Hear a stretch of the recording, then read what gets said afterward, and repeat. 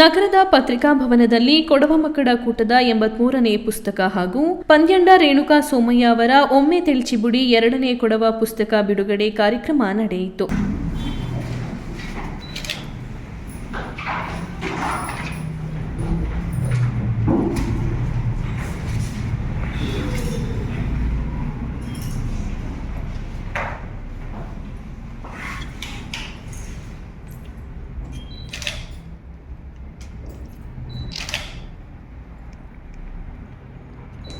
ಒಮ್ಮೆ ತೆಳ್ಚಿಬುಡಿ ಕೃತಿ ಬಿಡುಗಡೆಗೊಳಿಸಿ ಮಾತನಾಡಿದ ಮಾಜಿ ಸೈನಿಕ, ನಟ, ನಿರ್ದೇಶಕ, ನಿರ್ಮಾಪಕ, ಸಾಹಿತಿ ಕೊಟ್ಟುಕತ್ತಿರ ಪ್ರಕಾಶ್ ಕಾರ್ಯಪ್ಪ, ಪ್ರಸ್ತುತ ದಿನಗಳಲ್ಲಿ ಸಾಮಾಜಿಕ ಜಾಲತಾಣಗಳ ಬಳಕೆ ಹೆಚ್ಚಾಗಿದಾಗಿನಿಂದ ಪುಸ್ತಕ ಓದುಗರ ಸಂಖ್ಯೆ ಕಡಿಮೆಯಾಗಿದೆ ಎಂದರು.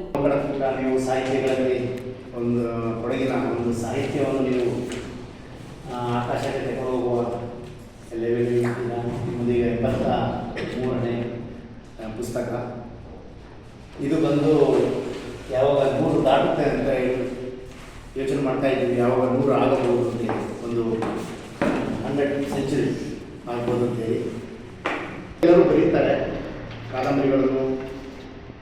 ಇದು ಸಾಹಿತ್ಯ ಮಾಲೆ. ಆದರೆ ಓದಲಿಕ್ಕೆ ಜನರ ಅಂದರೆ ಓದುವವರಿಗೆ ಇದು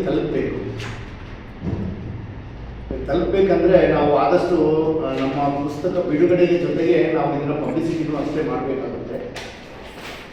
ಈಗ ವಾಟ್ಸಪ್, ಫೇಸ್ಬುಕ್ ಬಂದಿದ್ದರಿಂದ ಜನರಿಗೆ ಓದಲಿಕ್ಕೆ ಅವಕಾಶಗಳು ಕಡಿಮೆ ಆಗ್ತಿದೆ.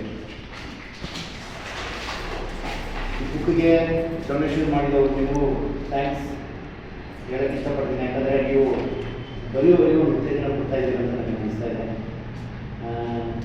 ಯಾವಾಗ ಹೀಗೆ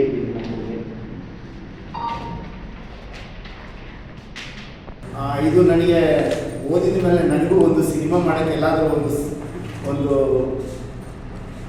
ಯೂಸ್ ಆಗ್ಬೋದು ಅಂತ ನನಗೆ ಅನಿಸ್ತಾ ಇದೆ. ಯಾಕಂದರೆ ಈಗ ರಿಲೀಸ್ ಮಾಡೋದ್ರಲ್ಲೇ ಅದರ ಹೆಸರೇ ಆ ಥರ ಇದೆ.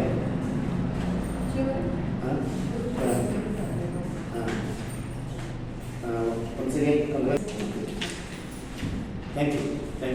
ಕಲಿಕೆ ಎನ್ನುವುದು ನಿರಂತರವಾದದ್ದು, ಅದಕ್ಕೆ ಅಂತ್ಯವಿಲ್ಲ. ಸಾಧನೆಗೆ ಅಸಾಧ್ಯವಾದದ್ದು ಯಾವುದೂ ಇಲ್ಲ. ಛಲ ಇದ್ದರೆ ಏನನ್ನು ಬೇಕಾದರೂ ಸಾಧಿಸಬಹುದು ಎಂದು ಸಾಹಿತಿ ಪಂದ್ಯಂಡ ರೇಣುಕಾ ಸೋಮಯ್ಯ ಅಭಿಪ್ರಾಯಪಟ್ಟರು. ಮೂಲ ಕಾರಣಕರ್ತರು ಕೊಡವಮಕ್ಕಳ ಕೂಟದ ಅಧ್ಯಕ್ಷ ಬೊಳ್ಳಜಿರ ಅಯ್ಯಪ್ಪನವರು. ಅವರನ್ನು ಈ ಸಮಯದಲ್ಲಿ ನಾನು ತುಂಬ ನೆನೆಸಿಕೊಂಡು ಅವರಿಗೆ ತುಂಬು ಹೃದಯದ ವಂದನೆಗಳನ್ನು ಅರ್ಪಿಸುತ್ತೇನೆ. ಇದರ ಹಿಂದೆ ಟೀನಾ ಚಂಗಪ್ಪನವರ ಸಹಕಾರವು ಬಹಳಷ್ಟು ಇದೆ. ಅವರನ್ನು ಸಹ ನಾನು ಈ ಸಂದರ್ಭದಲ್ಲಿ ನೆನೆಸಿಕೊಳ್ಳುತ್ತೇನೆ. ಅಲ್ಲದೆ ನನ್ನ ಈ ಪುಸ್ತಕಕ್ಕೆ ಹಣ ಸಹಾಯ ಮಾಡಿದ ತೆನ್ನೀರ ಹೊನ್ನಮ್ಮ ಹುಟ್ಟಪ್ಪ ಸಂಸಾರಕ್ಕೂ ನಾನು ವಂದನೆಗಳನ್ನು ಅರ್ಪಿಸುತ್ತೇನೆ. ಹಾಗೆಯೇ ಅಯ್ಯುಡ ವೇಣು ಹುಟ್ಟಪ್ಪನವರಿಗೂ ನನ್ನ ಸಂಸಾರಕ್ಕೂ ನನ್ನ ತುಂಬು ಹೃದಯದ ಧನ್ಯವಾದಗಳನ್ನು ಅರ್ಪಿಸುತ್ತೇನೆ. ಹಾಗೆ ಹೊನ್ನಚೆಟ್ಟಿನ ದಾಳು ಸಂಸಾರಕ್ಕೂ ನನ್ನ ತುಂಬು ಹೃದಯದ ಧನ್ಯವಾದಗಳನ್ನು ಅರ್ಪಿಸುತ್ತೇನೆ. ಹಾಗೆ ನಂದಿ ನೆರವಟ ಬಕ್ಕು ಸಂಸಾರಕ್ಕೂ ನನ್ನ ತುಂಬು ಹೃದಯದ ಧನ್ಯವಾದಗಳನ್ನು ಅರ್ಪಿಸುತ್ತೇನೆ.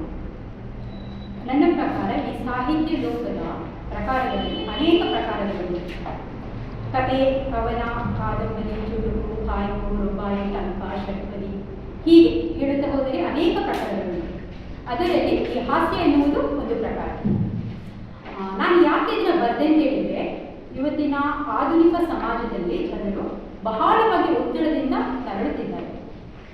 ಈ ಹಾಸ್ಯ ಎಂಬುದು ಅವರನ್ನು ಈ ಗೊಂದಲದಿಂದ, ಜಂಜಾಟದಿಂದ ಸ್ವಲ್ಪ ಮುಕ್ತಿಯನ್ನು ಕೊಡಲಿ ಎಂಬ ನಿಟ್ಟಿನಲ್ಲಿ ಈ ಐಲಾಟವನ್ನು ಬರೆದಿದೆ. ಈ ಐಲಾಟ ನಮ್ಮ ಸುತ್ತಮುತ್ತಲಲ್ಲಿ ಕಾಣುತ್ತಿರುವ ದೈನಂದಿನ ಹಾಸ್ಯಗಳೇ. ಅದಕ್ಕೆ ಸ್ವಲ್ಪ ನಾನು ಬಣ್ಣ ಬಳೆದು ಸ್ವಲ್ಪ ಮಸಾಲೆ ಹಾಕಿ ಬರೆದು ಅಂತ ಹೇಳ್ಬೋದು. ಅದು ನಿಮಗೆ ಓದಿದ್ರೆ ಇದರಲ್ಲಿ ಒಂದು ಸಂದೇಶ ಸಮೇತ ಇದೆ, ಸಮಾಜಕ್ಕೆ ಒಂದು ಸಂದೇಶವೂ ಇದೆ, ಹಾಸ್ಯವೂ ಇದೆ. ಇದನ್ನು ನಾನು ಹೇಗೆ ಬರೆಯುವುದು ಎಂದು ಯೋಚಿಸಿದಾಗ ನನಗೆ ಚೋಮಚೋದೆ ಎನ್ನುವ ಒಂದು ಹೆಸರಿನಲ್ಲಿ ಬರೆಯುವ ಅಂತ ಅನಿಸಿತು.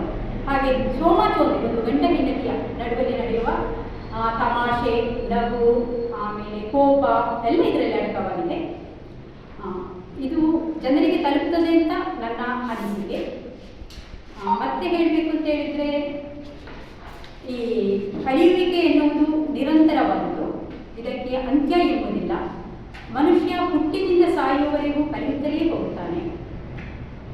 ಯಾರಲ್ಲಿ ಈ ಕಲಿಯುವ ಒಂದು ಪ್ರಯತ್ನ ಶ್ರಮ ಇರುತ್ತೆ ಅವನು ಎಲ್ಲಿಗೆ ಬೇಕಾದರೂ ತಲುಪಬಹುದು. ಇದಕ್ಕೆ ಮುಖ್ಯವಾಗಿ ಬೇಕಾಗಿರುವುದು ಆತ್ಮವಿಶ್ವಾಸ. ಕಾರ್ಯಕ್ರಮದ ಅಧ್ಯಕ್ಷತೆ ವಹಿಸಿ ಕೊಡವ ಮಕ್ಕಳ ಕೂಟದ ಅಧ್ಯಕ್ಷ ಬೊಳ್ಳೆಚಿರ ಬಿ ಅಯ್ಯಪ್ಪ ಅವರು ಮಾತನಾಡಿದರು.